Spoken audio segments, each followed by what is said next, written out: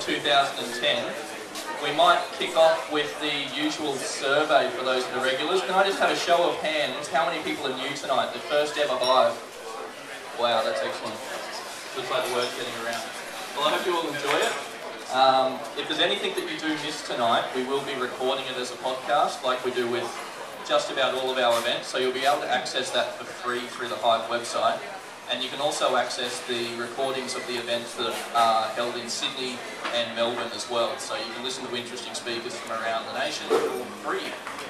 Now, just a quick reminder for those who are regulars and an introduction for those who are new. The Hive is a not-for-profit organisation. We don't have any income as such. We rely heavily on sponsors to make sure that we can keep up what we are doing. And myself, Nick and Walter and Reese, our sound technician tonight, put in a lot of work to make sure these events happen every month. So please keep that in mind and support our sponsors when you ever have the chance. Tonight we'd like to thank Greystone for having us for the first time as our event sponsor. They're also responsible for those lovely platters of food that are coming around tonight as well, so please support them by buying a few drinks over the bar. We'd also like to thank our national sponsors, Deloitte Digital and RMIT University, and our gift sponsor, Clovelly Estate Wines. So without further ado, we're going to get along to our speaker tonight, who's Fedele Crisci from the Sit Down Comedy Club. Fedele's been involved in the comedy club since its very beginning, almost 20 years ago, as a young'un at the age of 21. Not that I'm giving away your age there. Fedele's got a really interesting story, and I'm not going to tell it for you. Just to say, he's got almost 20 licensed venues around Queensland that are doing comedy club events, and they're now, I think, on 3 ocean liners as well. So I'll let him fill in the blanks. Please welcome Fedele Crisci from the Sit Down Comedy Club. Thanks, mate. I'm going to come closer because grab some seats and come in, right? It's better if you're close.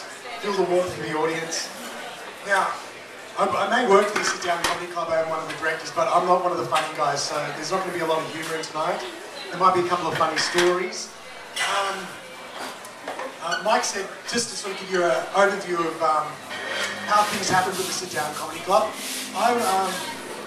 You could say it was a series of accidents, being in the right place at the wrong time, people that I've met, and bumping into people and having strategic alliances with people that you don't know you're going to have, and then eventuating to something that actually grows. It probably all stems back to my time at the White Theatre, which actually was my first experience with performance. Strangely enough, I used to work at a delicatessen in Paddington called Gale's Deli, which was one of the first sort of delicatessens. And I started working there in 1982 at the age of 11 or 12 because I realised that my mother had no fashion sense and the clothes that she was buying me were terrible. And the only way I could get out of it, get out of her buying me clothes, was to get my own money to buy clothes. So I got a job at this delicatessen and I worked there for 9 years. And at that delicatessen I met a guy called John Arthurs who told me about this thing that happened at the White Theatre called La Bamba.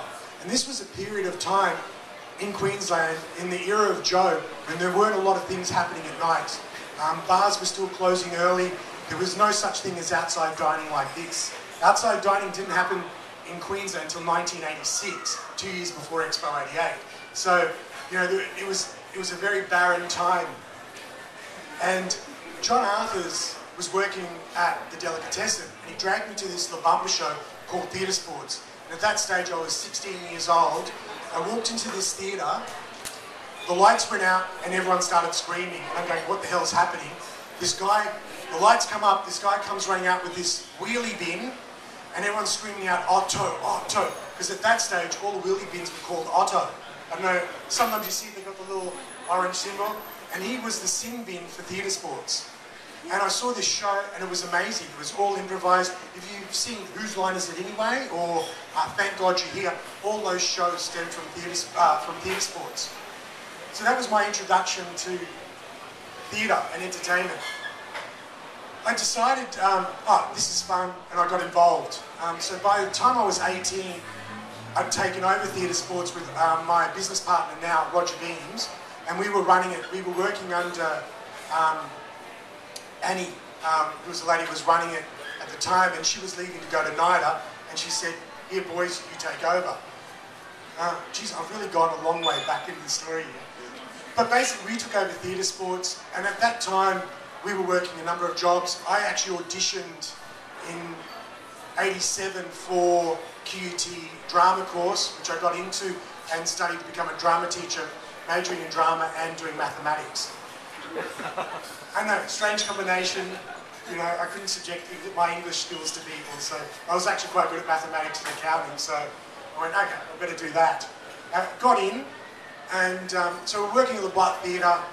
Then I actually got a full-time job while I was studying full-time at La Dolce Vita at Park Road. I resigned from the delicatessen, which I worked at for about 7 years, and became the first manager at La Dolce Vita. I worked there for 18 months full-time while I was working at the Black Theatre and studying. So at one point I went, I'm going mental. I can't be doing all this. I could actually concentrate on doing this course. And I resigned about 18 months into La Dolce Vita and got a job at Dockside. And Dockside at that stage, this would have been 91. Dockside was being run by a guy called Doug Flockard, who also had a place called Rumpoles in the city. And a very innovative guy. He was doing some very interesting things with entertainment and stuff. And I started working at Aromas because Aromas was there. Aromas was the big coffee shop of the late 80s and early 90s. And then it got overtaken. But am I going way too back into other people's stories here? Okay. So I was working for Aromas and went, I don't want to do a managerial job, I'll just make coffee. And Doug heard that I played theatre sports and organised theatre sports and all that sort of stuff. And I was working with Roger, and at that time too, I was actually doing youth theatre workshops for Le Black Theatre. So I was doing that where I met Tony Auckland and Jenny Kubler. And they're important people because they ended up being business partners of mine as well. Geez, I better hurry up because I've got 20 minutes and I'm still only in the first little bit. We won't leave. Okay. So, what happened, Doug Flockard heard I did theatre sports. He said, you should do some theatre sports here. I said, hey, I know enough funny people. There's no real stand-up club in Brisbane. How about we do some stand-up? I know enough funny guys at uni. The analogy I use, it was a bit like a Judy Garland and Mickey Rooney movie. It's like, we can do this. My dad can build the sets and da-da-da-da. Enough people, we can do a song and dance show. And that's how it started. We just pulled people from everywhere and we went, okay, we'll just do 6 shows. That's not going to be too hard. We'll do 6 and after that we'll see what we'll do. So on February 6th, 1992 we started. The first show we did, we had a full house. We had, you know, mainstays of Brisbane theatre like Paul Dellett, who works for QPAC, and Lewis Jones, who's now a director. All were in the show in different ways, shapes and form. Adam Cooper, who just finished writing a movie that's just about to be released. And we got up into this show and we sold out. And we went, oh my God, we've done this for $20 and we've actually made some money that actually paid for the next couple of shows. Because we didn't know what was going to happen. And people really picked up on it. And with the support of Doug Flockard and all that sort of stuff, and the way the show went, we went, okay, well, this is good. But unfortunately, 3 weeks into it, we went, oh my God, we've got no more funny people. And I'm seriously, we went through every funny person that lived in Brisbane. We had Jimmy Poulos, we had Paul Brash, who was a street performer, Steve Allison. All these guys are still involved, they're still performing for us. So we realised, okay, one thing we need to do is get... we went into business. It was myself, Roger, Tony and Jenny. Tony and Jenny started an acting agency and acting school, so that was generating income. Roger and I were working other jobs, and in the first 2 years we basically worked other jobs to cash flow what we were doing. And we realised we needed to get people from interstate because we didn't have enough acts, and we actually had to get people on stage to start developing talent because we had none. Because we could only play guys so many times because we're getting return crowds. And the guys that were jumping up were trying to do new material every week. And I don't know if you've seen stand-up, but trying to churn out new material is a really difficult thing for stand-ups.